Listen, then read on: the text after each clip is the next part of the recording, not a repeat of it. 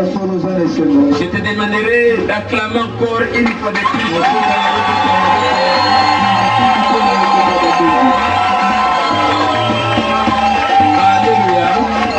Alléluia.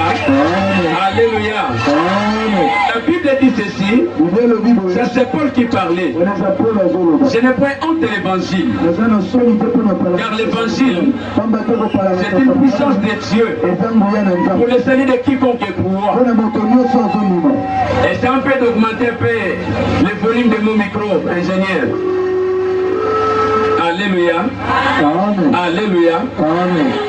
Paul disait cela parce qu'il savait bien aimer.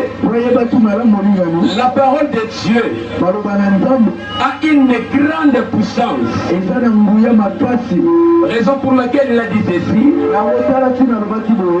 Notre prédication ne reposait pas sur des paroles persuasives,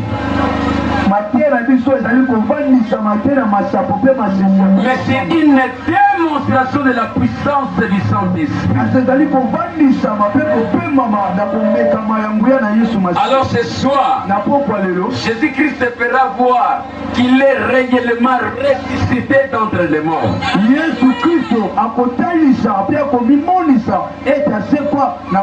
Si j'étais à ta place, j'allais acclamer très fort.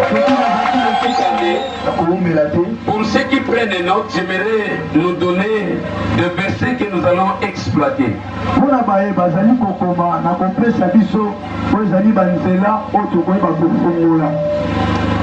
Nous allons exploiter deux livres ce soir.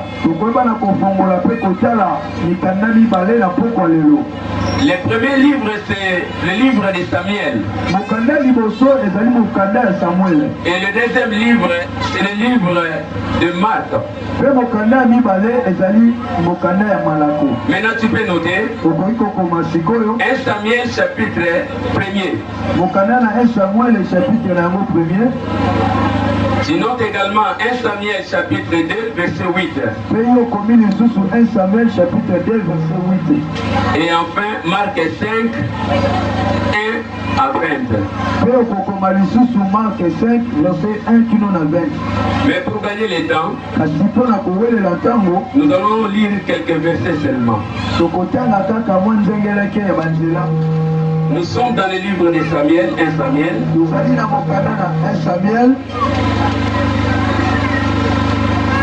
1 Samuel chapitre 1er. 1 Samuel chapitre 1er. Nous allons lire dans ce livre deux versets. Le verset 7 et le verset 8e. 1 Samuel, chapitre 1er, verset 7 et 8. Chapitre 1, verset 1 qui nous la 8. Je demande à toute personne, même un enfant, pour glorifier les saintes écritures, de se tenir debout, s'il vous plaît. Laisse-toi que la guérison t'envahir. Même si tu ne marches pas, toi seulement tu verras, la force de Dieu va t'envahir et tu vas t'élever.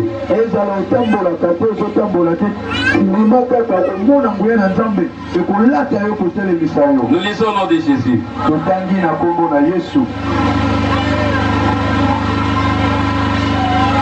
La Bible nous dit ceci.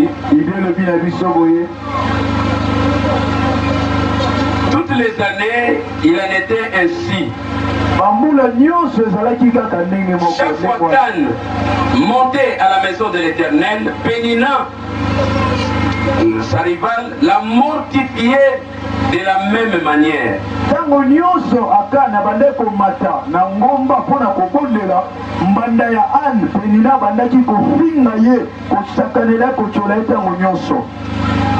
Chaque fois, Pénina, sa rivale, la mortifiait de la même manière.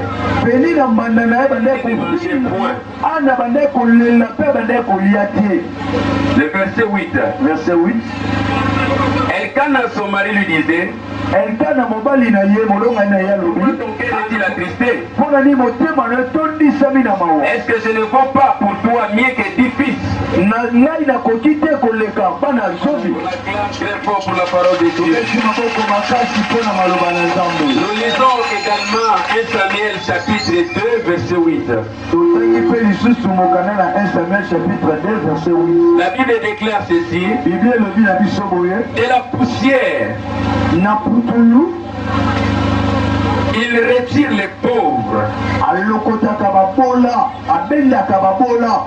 Du fumier, Na fulu na biloko il sali. relève l'indigent Alokotaka bato babwakama batiolama basambwisama. pour les faire asseoir avec les grands. Pona ye afandisa bango na esika bato ya minene. Et il leur donne en partage un trône de gloire. Pe apesaka bango na eteni kiti ya bokonzi mpe ya lokumu. Que Dieu bénisse sa parole. Que Dieu bénisse sa parole. On acclame très fort pour la parole de Dieu. Moko makasi mpona maloba na Nzambe. Nous pouvons nous asseoir maintenant. Tokoki kovanda sikoyo. Alléluia. Amen. Alléluia. Amen. Maintenant, bien aimé, tu vas saluer cette personne de la part du Seigneur. Sikoyo molingami okopeselanga bato sambo. Na nzela na epai de- Regarde un peu ce que tu vas faire. Je demande aux musiciens de se monter ici pour mère.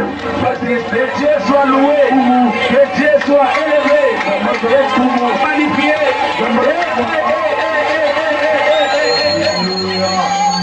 Acclamons, acclamons très fort pour le roi des rois. Merci beaucoup. Tu peux maintenant t'asseoir. Tu peux t'asseoir, faible de Dieu. Bien-aimé, Molingami. dans 1 Samuel 1er, verset 7 à 8, on nous parle, bien-aimé, comment Anne souffrait, comment cette femme pleurait beaucoup. Na mokanda na 1 Samuel chapitre 2 verset 1 à 8 ezali koloba na biso ndenge ana bande konyokwama ndenge bande komona pasi abande kolela ntango nyonso.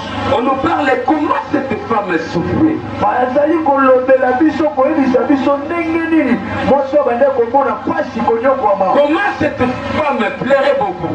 ta ndenge nini mwasi oyo bandaki kolela ntango nyonso mingi. Pourquoi cette femme pleurait beaucoup?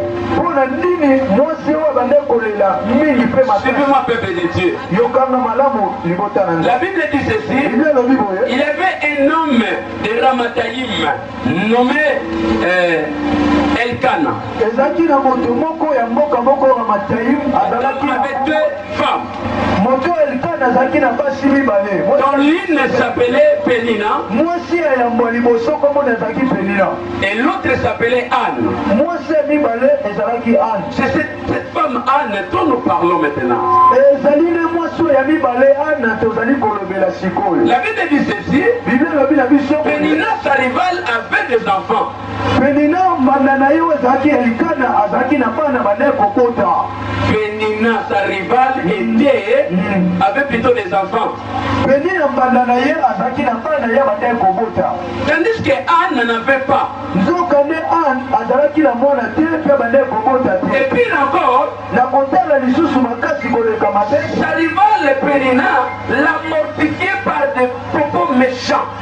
mbanda na ye oyo tobengi na kombo Penina abandaki kofinga ye bamafinga ya pasi ya nkele mpe ya somo. Elle lançait sur Anne des pamphlets à tout moment. abandaki kobwakele bamwakela bajeto ntango nyonso. Alors Anne, bien aimée, souffrait au plus près de son cœur. Anne abandaki koyoka pasi na se ya motema na ye. Anne pleurait beaucoup. Anne abandaki kolela Parce mingi. que la scène qu'elle a refusé même de prendre quelque chose à manger. na kotala ete soki ebandi kolela atopesi eloko kolia te akoboya. Peut-être c'est ton cas ce soir. ntango bozo eza ndenge na yo na poko. Tu es marié mais tu es stérile. obala likwala kasi obota toza ekomba. Peut-être c'est ton cas mais tu es tourmenté par ta belle famille. ozali ya obala ozali ya kotungisama epai na bandeko kota ya mobali na yo. Tu es marié mais tes belles sœurs te dérangent à tout moment. obala na yo kasi bandeko na yo ya basi bazali kotungisa yo ntango nyonso. Basemeki na yo. Alléluia. amen. Tous ces mecs qui sont là chaque fois lancer des pamphlets sur toi parce que tu ne mets pas au monde. baleki ya mobali na yo basemeki na bali kofinga yo ntango nyonso poza ekombo botaka te. Même ta belle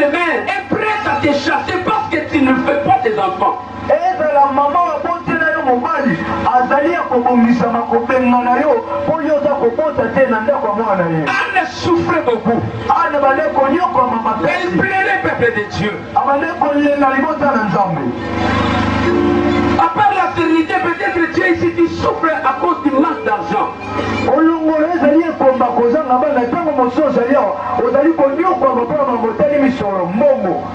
Pour faire scolariser les enfants bien aimés, tu n'arrives pas. Et cette année, tes enfants ont chômé.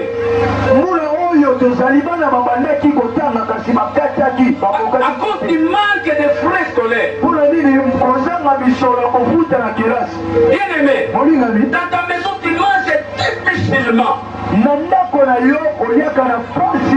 Mais laisse-moi te dire, ce soir, j'ai une solution pour toi. J'ai une solution pour toi. Jésus-Christ est ta solution. La Bible dit ceci, venez à moi, vous tous qui êtes chargés et fatigués. Moi, Jésus, je vous donnerai du repos. Jésus va te donner du repos. Il est la seule solution. Si tu es d'accord avec moi, acclame-le pour le roi. Acclame-le pour le roi. Il sortira. Dans ton humiliation, la gloire de Dieu sortira. Dans tes plaies, le succès sortira. Le succès sortira. La gloire sortira. Je vois quelqu'un qui est dans la souffrance, mais qui croit qu'il sortira ce soir de la souffrance.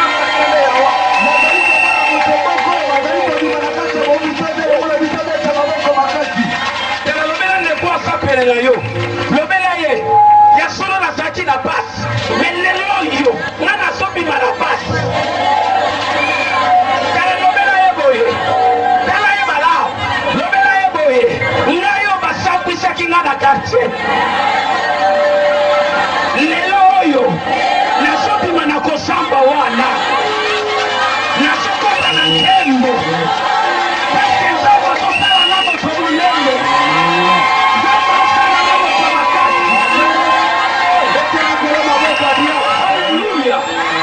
Vous savez ce que j'ai aimé c'est cette femme, c'est quoi? La Bible dit ceci. Au lieu d'aller chercher les féticheurs, cette femme a pris l'option d'aller dans le temple, chercher la face du Seigneur. Alléluia.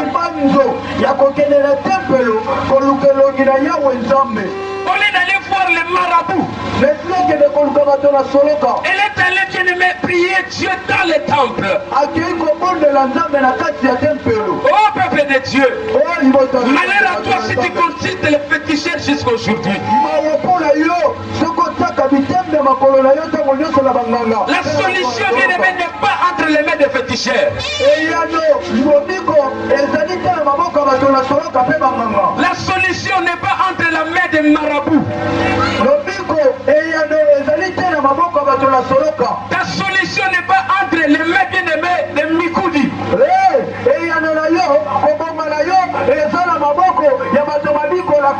Ta solution est entre les mains du Seigneur.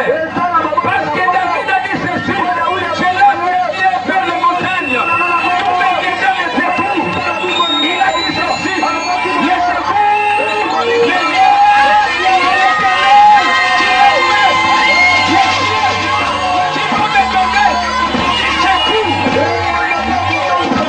Alléluia. Alléluia. Écoutez-moi, peuple de Dieu. Pendant qu'elle était en prière devant Dieu, Anne, pendant qu'elle était plutôt en prière devant Dieu, elle a répandu son âme, elle a répandu son cœur à Dieu.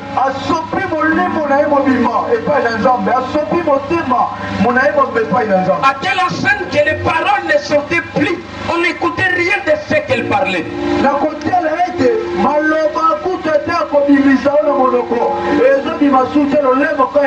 Elle ne faisait que balbutier, bien aimé, la langue. J'aimerais dire à quelqu'un ceci ce soir. Si tu viens ici pour vivre les changements dans ta vie, répare ton cœur à Dieu. Répare ton âme à Dieu. Donne ton cœur à Dieu. Comme tu es là, commence à sentir déjà que oui, dans mon cœur, si Dieu n'agit pas, je vais rester dans la souffrance.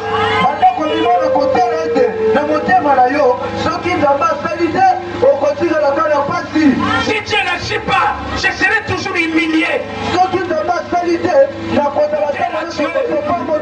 Parce qu'il est écrit, mon fils, ma fille, donne-moi ton cœur. Donne-moi ton cœur. Tu as besoin de ton cœur plus que tous les autres objets. Il te dit ceci ce soir. Répare ton cœur à Dieu. Donne ton cœur, ton âme à lui. Écoutez maintenant. Pendant que Anne priait, pendant que Anne pleurait, la Bible dit ceci. L'homme de Dieu Élie est venu. Élie est venu. Il observa la façon dont cette femme priait.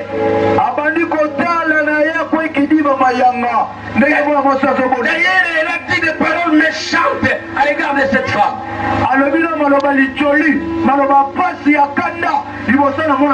Mais jusqu'à quand tu seras toujours dans l'ivresse de toi, maman?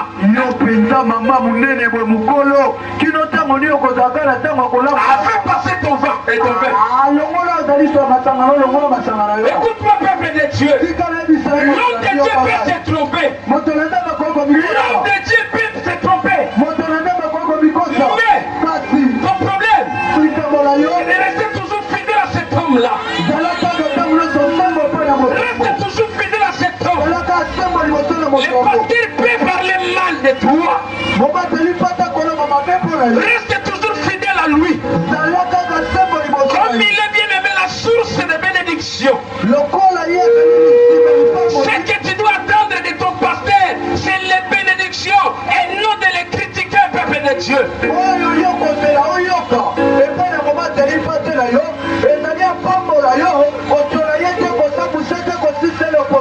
Anne avait compris cela. Au lieu de dire, oh toi pasteur, pourquoi tu me traites de l'ivrogne? Est-ce que tu veux me traiter comme quelqu'un qui est malade ou bien qui est tout chaque fois ivre? Mais elle a parlé avec un douceur devant l'homme de Dieu. La Bible dit ceci. Elle a dit ceci à l'homme de Dieu. Non, mon Seigneur. Je ne suis pas ivre comme tu le penses. Ce sont les souffrances de mon cœur que j'ai répandu cela, que je fais voir à mon Dieu.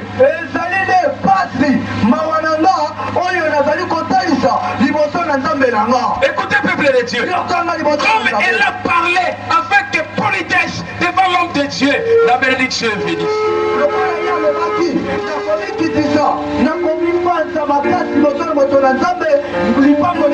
Restez de l'homme de Dieu.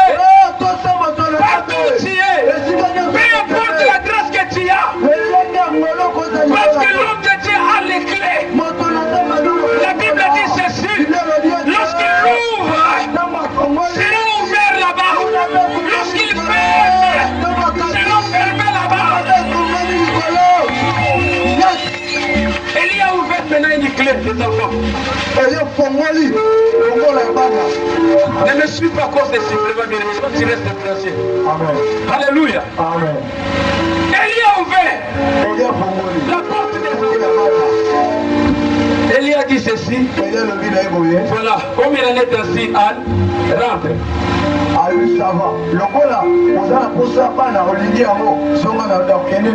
Et l'année prochaine, à la même période, tu auras un enfant.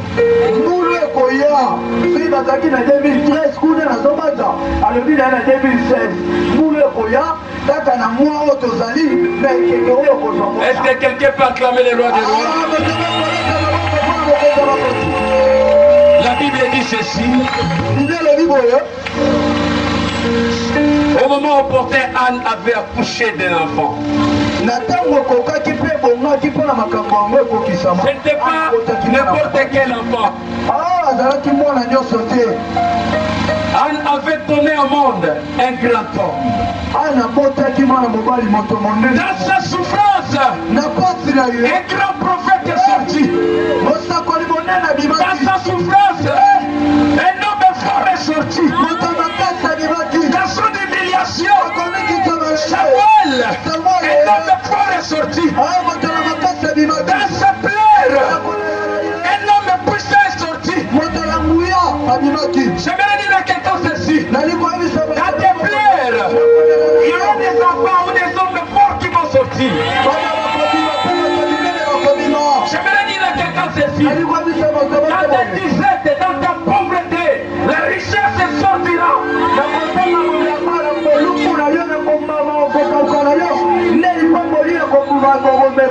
Nazomona ye tozokanga balamu te, nazolobela ndeko moko na kati ya kibobolo na yo wana richesse ekobima. Nazolobela ndeko moko na kati ya komitungisa na yo esengo ekobima. Nayeli na abina nyonso te nayelinga mutu moko mutu wese eza yo soki eza yo betelo kosilanga makoko makasi. Aoni qui était humilié, à tout moment mortifié, à tout moment injurié.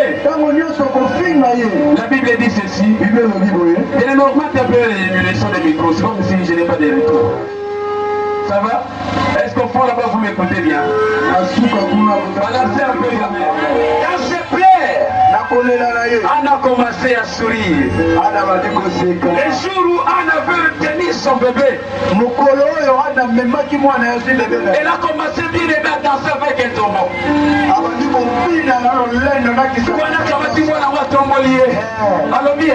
Bébé d'Angaï, la Sony d'Angaï, bébé d'Angaï, na kosekaba yoko za muto makasi yoko kongi yoko za makasi na tangi na Bible tengene balo mena mwana ya penina parce que bana wana babonda manga na pasite babonda na pasite badima kaka bongo mena Bible na moni balo bela onzali Samuel bien-aimé Samuel abimaki esika pasi ezalaki esika kombe ezalaki na mona mutu moko aza na pasi bazobetela kolo maboko.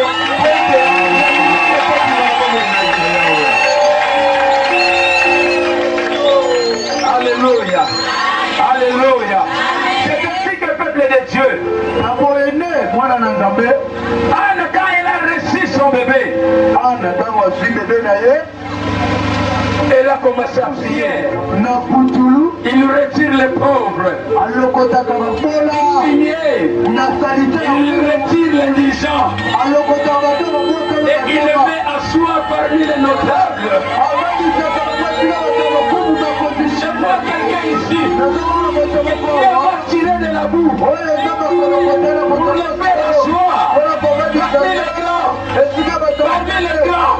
Naamona mtu moko. Wendo wasoka batalego. Asopete konga kitoko. Naamona mtu moko. Wendo wasoka batalego. Na kibolashenga.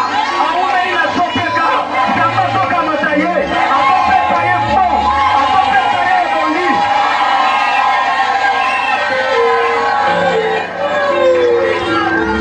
Ye mutu bachola na yo.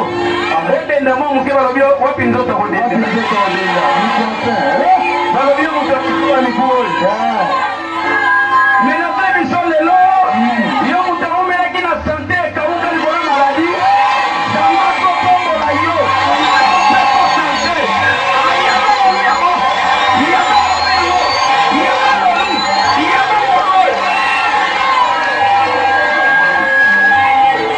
Samba pambola mama.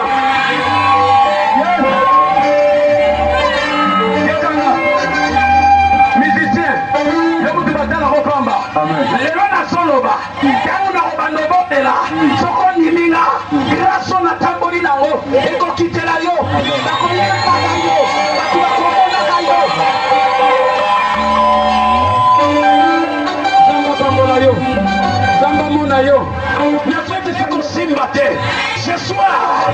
Ce soir, le lion de la tribu de Juda, te fera sortir du lieu où tu étais pour te ramener à la gloire. Il va te ramener à la gloire. Si tu le crois, reçois la grâce. Reçois la grâce. Reçois la grâce. Reçois la grâce. Acclamons très fort pour le monde.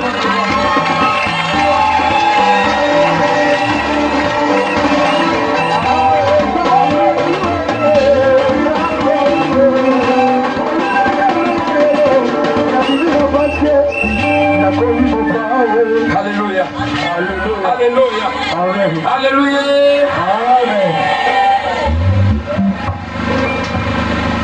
Moi qui vous parle, je suis né un prématuré. D'ailleurs, les pavillons de mes oreilles se sont développés à l'extérieur.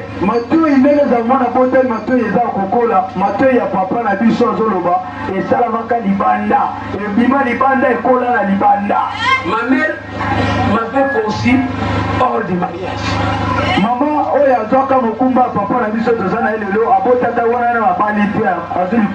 ma mère était grosse. Maman, nous sommes des enfants ici. Hein?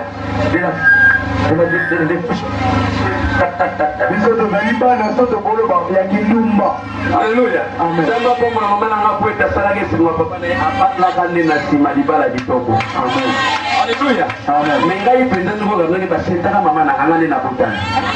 Omoni nzoka kati na kosente kati na kochula na kolo kosente atango wana so basente yo mwana mwasi basente sudi na quartier mwana mbano sente fo kima ya tango wana ba mama siko mama na kata soni place ya zwilize milanga na kata soni wana nzoka un homme de Dieu puissant mutakobima kuna dans l'humiliation, dans le rejet, dans la souffrance, on laisse des hommes forts.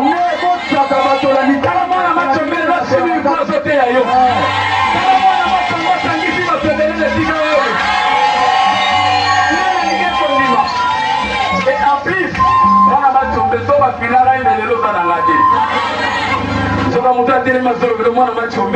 c'était un médecin, docteur en médecine. Alléluia.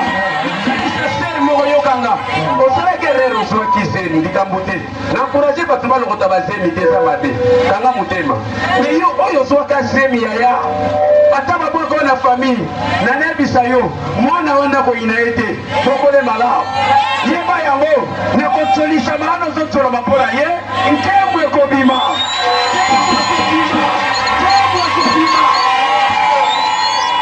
Alléluia. La Bible nous fait voir comment dans la folie un homme, un prophète puissant est sorti.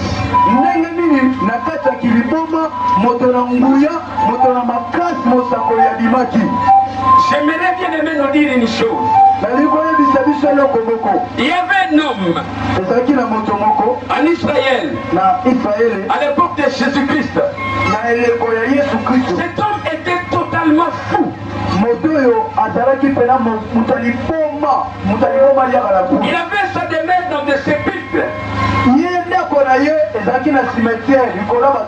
Il passait de nuit sur des tombeaux. Se maîtrisant des pierres. Il était complètement fou. Alors la Bible dit ceci. Il a croisé Jésus sur son chemin. Et pour le peuple de Dieu, ce soir, si tu es venu ici pour regarder passer de tu es malheureux. Ce soir, si tu es là parce que les musiciens chantent, tu es malheureux ou malheureuse. J'aimerais te dire ceci. Laisse-toi te raconter avec le Seigneur. Car toute personne qui a croisé le Seigneur, sa vie n'est pas restée la même.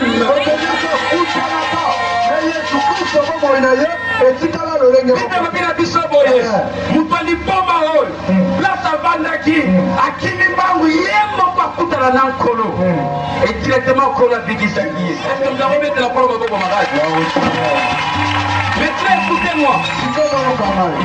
Au verset 15 de ce même livre, jusqu'au verset 20, la Bible déclare ceci. Dans le verset 15, verset 5, chapitre 5, verset 15 à 20. Chapitre 5, verset 15 à 20. La Bible dit ceci. Les gens firent auprès de Jésus.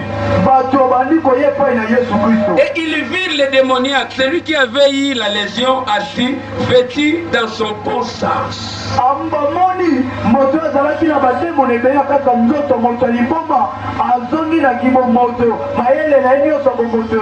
Et ils firent ceci de crainte. La Bible continue en disant ceci.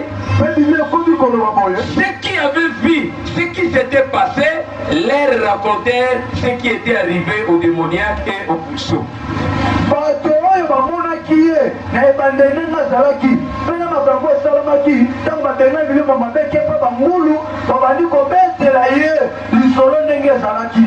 Écoutez-moi, je prends les quelques phrases qui suivent. Amen. Celui qui avait été démoniaque demanda à Jésus la permission de rester avec lui.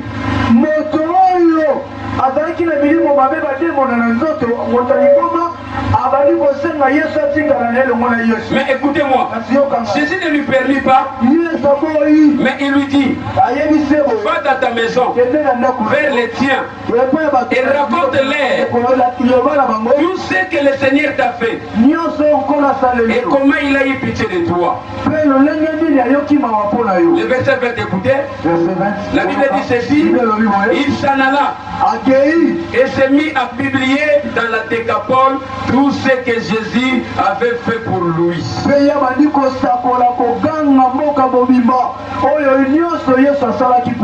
Et tous se firent dans l'étonnement. Un homme fou, mais dans la folie, Dieu a fait susciter un prophète. Un homme complètement fou. Dieu a fait sortir cet homme dans la folie. Et il lui a donné le don de prophétie, de prophète. Cet homme a commencé à prêcher comme un grand prophète. Maman Nalaï, Moutali Boma, Obatinos Vazaï Kokima, Mentoka Namabongisi Nazambe, grand prophète. Nakata Liboma Naye, Akume Naye Sumatia, Silibombe Sili, Silibombe Sili, Nakata Liboma, Motomone Nabimi, Nakata Kotolama, Motomone Nabimi, Dilibeta Motoa Sopela Liboma, Nana Wali Kobala Ye, Nani, Esora Pusani Paya Ser Mouazali, Ande Namonele, Akima. Wana Wanakorba Serba Zamo Makamu. Nikamo ipo kuluka, kuluka tio. Epukiro wale lebe. Mukamo Nangamula, namonite serba beta masuru. That's gonna tell him you wanna be ba beta masuru. Muko lobi ade beta marizo se. Wala jani sisi loba. Ngi tio se kuluka na taiga mukuluwane. Oyibi tatanza kubonda kuna. Asopenga ngata acha ngo chikitina limiyo. Yimda tona masiri yakuna inde mukuluka. Ola madamu. Aposta na dress. Bongo mutu aliboma. Aliwa yo. Basi bazai ko kima ye. Amen. Me yo kangae. Yo mutu ba kima yo. Na pokwa lelo. Samba ko biliso kat na bochola ba. Ako biliso kat na bokima. Bako songe la yo. Bako songe la yo. Merci beaucoup. Alléluia.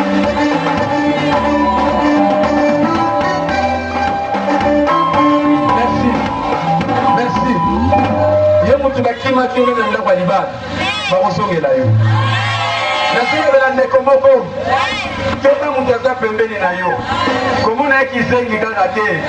Zamba compliqué. Akoki misena kisengolosi na yo wana. Akoki bien ne kokomise mutu zamba mona pamola yo. Keta kotsela nyumba na za pembeni na bino. Ozala basoko kere zonge lo bibatia na. Zamba akapame ya koyokota nyumba wana. Atete libala bane. Alokota kanate. Thank you.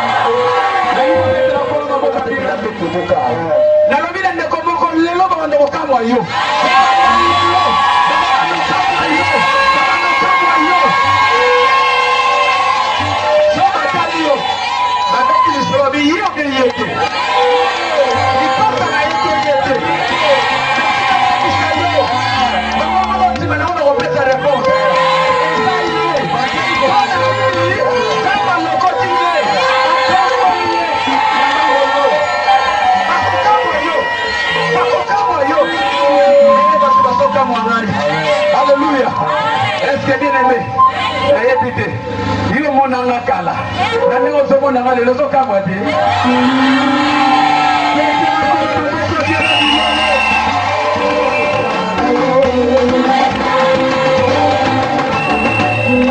Écoute-moi, peuple. Pour terminer, je vais vous donner un mystère. Je vais vous donner un mystère. Suivez-moi. La Bible dit ceci. La femme est sortie de la côte de l'homme. Maintenant, suivez-moi. Suivez-moi.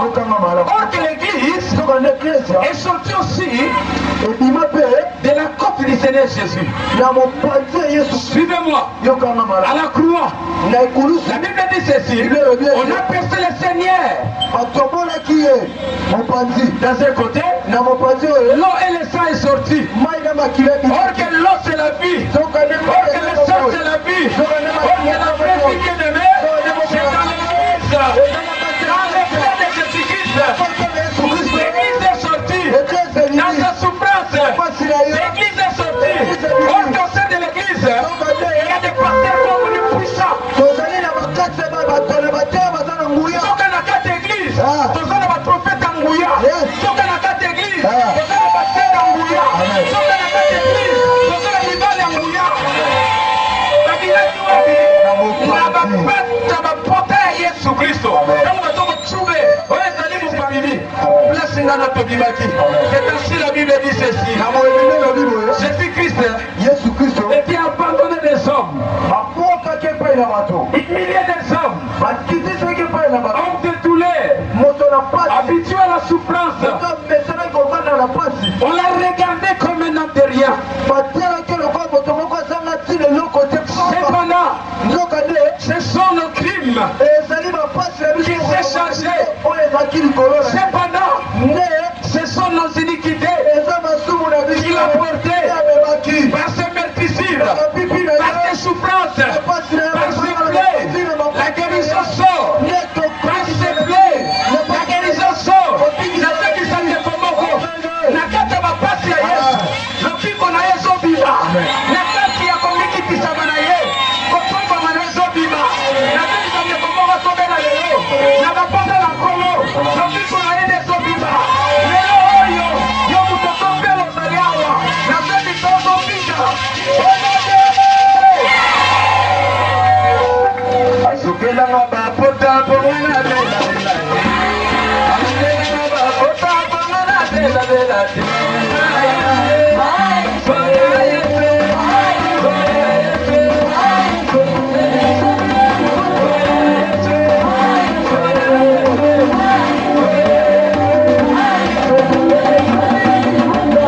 Acclamons très fort pour les rois des rois.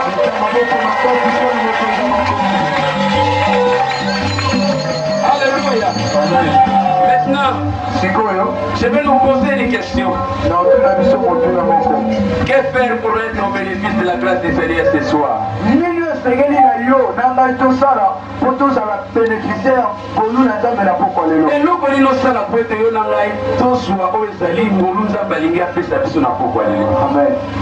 La première des choses, approche-toi à Jésus comme ce fou a fait.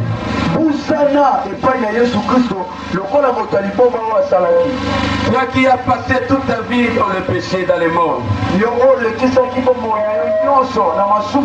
prends la décision ce soir d'abandonner le monde, d'abandonner les péchés et que tu t'approches du Seigneur. Et lorsque tu vas t'approcher du Seigneur, c'est alors que tu vas bénéficier de la grâce de Dieu. C'est alors que la grâce de Dieu sera sur toi. La deuxième des choses, ce que tu vas faire, pendant que nous serons dans la présence du Seigneur en priant, répand ton cœur. Même Bayembi, et comme la langue à la mingi son aotea, sois concentré vraiment ma carte. Sois pas monté malade. Je le connais très bien. Alléluia. Même dans des gros dans la service à protocole, vous allez ma casse, vous allez concentrer. Sois pas monté malade. Il vous sera en colo. C'est alors que grâce ensemble qu'on sera partagé. Et la troisième des choses, pour que tu sois bénéficiaire ou bénéficiaire de la grâce de Dieu. Mais loko ya misato pono zala mo sepeli ya ngolu na nzambe we bana kozwa ngolu na nzambe crois seulement. La Bible dit, si tu crois, tu verras la gloire de Dieu. Ce qu'on a changement la vie, ce qu'on dit, au moment où on a tout, ce qu'on dit, au compliment de les mettre à blocage. La Bible dit que la mort a moitié mon condépo. Azalaka nase ya libala ya makasi ya butu. C'est wana azalaki soki alali. Na bilamba na chambre azalaka ye moko. Mais tant que tu es tana abosutuka atira ye mutakala. Bilamba eza soute na so. Akoloka bilamba la teka zomona te tant que notana mutu wa metu ya ngo. Azalaki wana abotana note mais mabele na eboli bisanga bande koboza awo. Ebimisaka mai lokola mutu abota pe amelisaka. C'est que abotaka na butu. Alors, on a kabiso, nangolo nous a fait ça biso, nous avons dit qu'on s'est des délivrances, et nous avons fait bando bimako bakati na yi. Ata moi c'est nangai, olimo ke na yiwa. Il est la capola qui libala wana puissance aux ambassadeurs biso. Atala que na soka si mobile, ata bandi bien, faut ka ba capola. On a butu. Azakana mobile nzoka mbanda linga mbanda te mbanda buto ko linga te mwana na bala yango na chaque fois posa la limbali baki magani peut-être zakana yo nima soko ndimo ko mona ke bonanza nima soko ndimo ko bika. Alléluia, alléluia. Lève-toi là où tu es. Je vais prier pour toi. Quel est le ce que j'ai vu en haut de l'épaule? Lève-toi là où tu es. Quel est le ce que j'ai vu? Nalingo telema, la tesoirie. C'est la constance.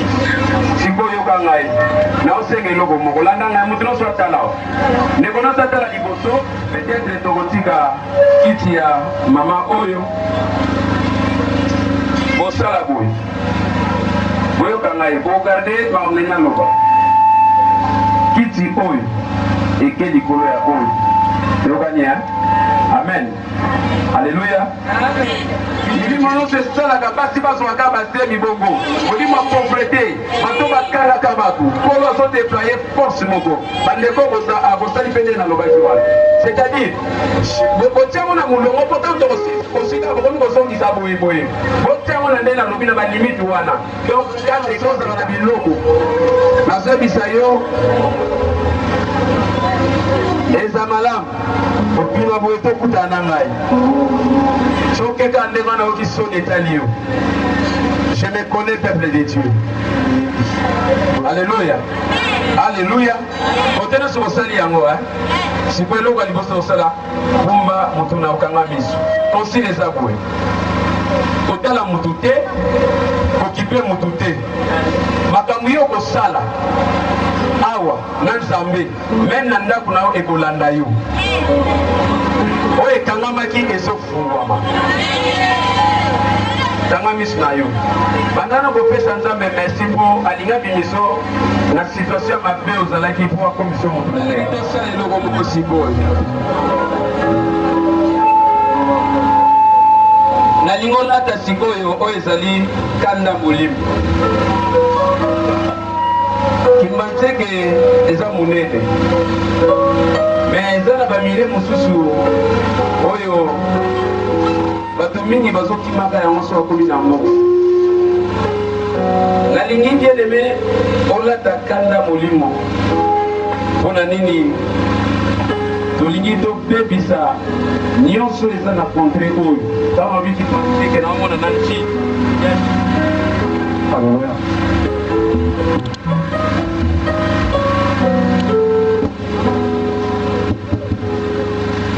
nalingi ozala pourcentage loko mo ekosala milimo nyonso ekanaka bato babonga te nazotala kimbanzeke nazomona ntango mobimba okondo beta maboko so rekopenga nango milimo esalaka bato baza toujours na pauvreté milimo esala toujours bato babonga te yo moko nano te mozobenga na milimo wana ekende mosika wana beta maboko bene mozolo bozosala moto atambulaka betaka maboko betaka maboko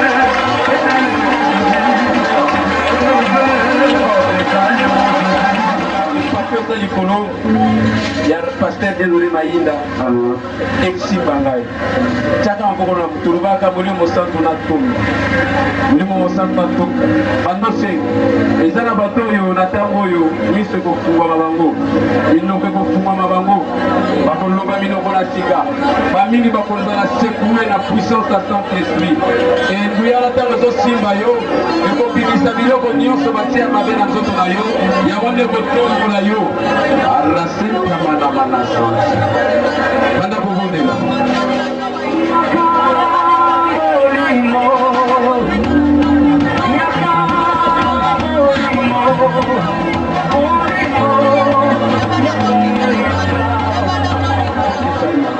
Ora senda ya bakuru kusindi ora senda tamana manasa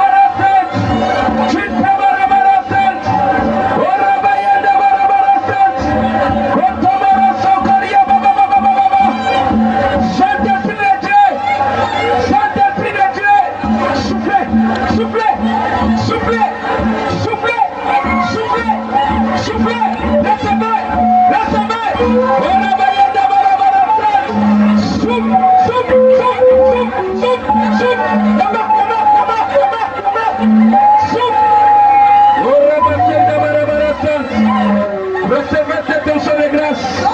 Recevez cette onction de grâce. Recevez cette onction de grâce. Pau, pau, pau, pau, pau, pau, pau. Pau, pau. Recevez,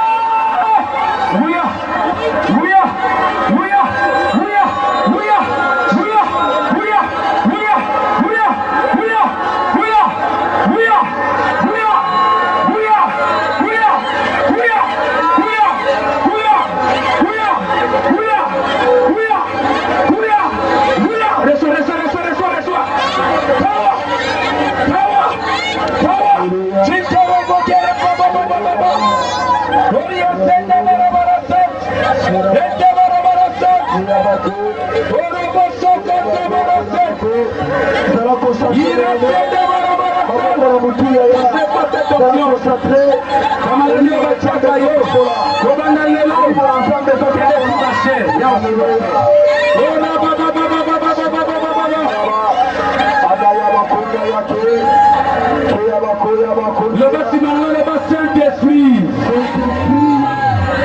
Natanga na singi na bassin na nzambe. Batana kata fulu. Yo tega maboko na mutu. Ko le Saint-Esprit. Saint-Esprit. Bassin na nzambe ndio somo na nzambe. Kote na kata fulu. Gloria senda barabara sana. Le Saint-Esprit. Saint-Esprit. Ezan le moka tsana bino bayeni. Samba tongole makasa omemena miti. Ya puto. Pour la musique yo kapisa solo. Les temps des assommés, Oliman, la invité sur les amants, la sauvé Zayo aux hommes,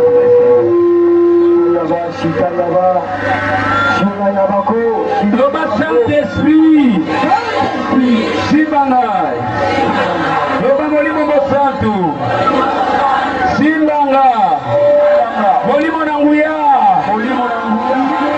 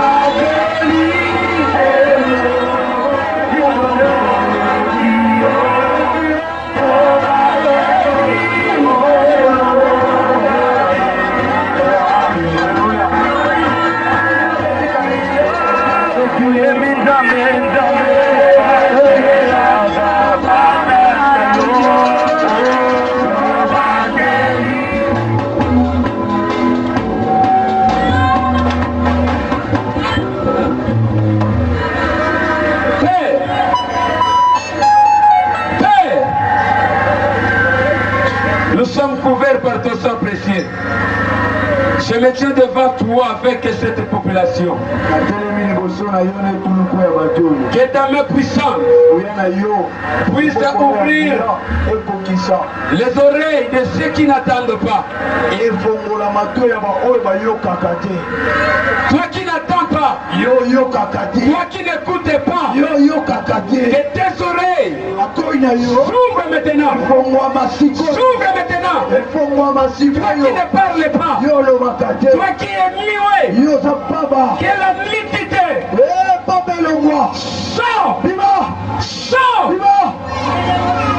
Toi qui ne marches pas, paralysie, paralysie, je t'adore maintenant de quitter ce corps, de quitter ce corps. Sors, sors, sors,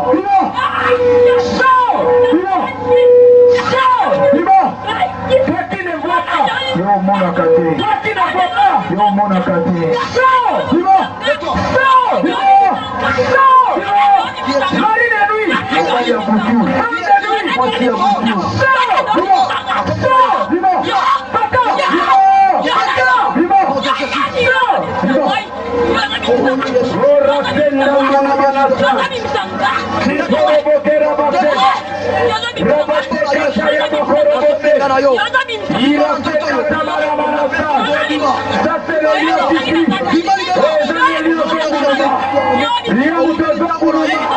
Qui est-il?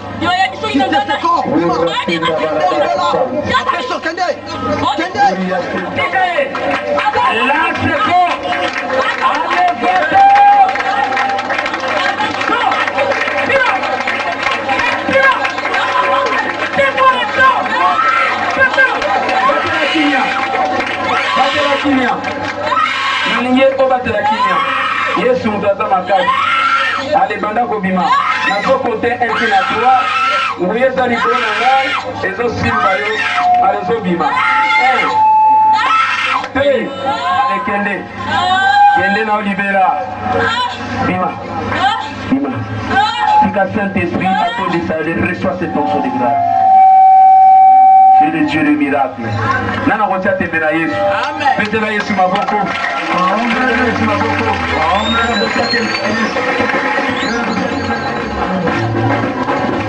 Akiti na yo. Ongeza kitu.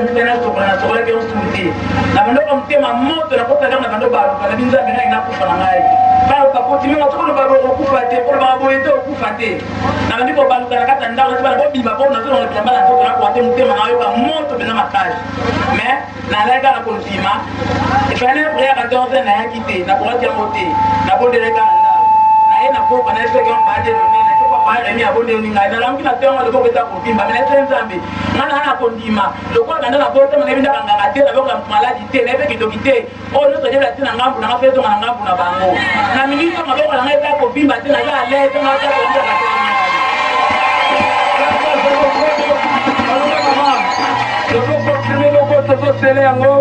grâce à Zambé Zala, maintenant surtout qu'il y a le cas de la maladie, si tu as été soigné là, et vous Zambé Zala, si tu as eu la taille, reçois cette onction, puis arrivé là, et puis si tu la pauvre à Jésus-Christ. Merci beaucoup. Sonalayo. Quand vous êtes au monde, vous la Zambé, les gars, on va pour sa témoignage, et quand bonsoir.